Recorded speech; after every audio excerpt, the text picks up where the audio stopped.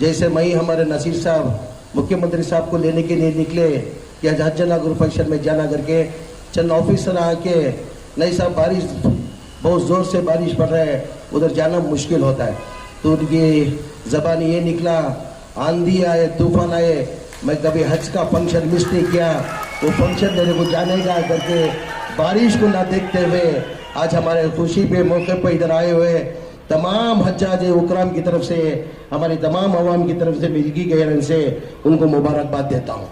आप लोग अच्छी तरह से जानते हैं 2013 से लेके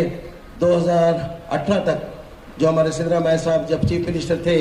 ये हज भवन रोशन बेग साहब भी इधर बैठे हुए, जब रोशन बेग साहब भी हमारी पार्टी के अंदर मंत्री हुआ करते थे, जब उनके अवधि के अंदर ही ये हज घर बनाया गया है। मेरे ख्याल से मेरे से ज़्यादा अच्छा रोशन बेग साहब इसके बारे में जानते हैं। मेरे ख्याल से ये हज भवन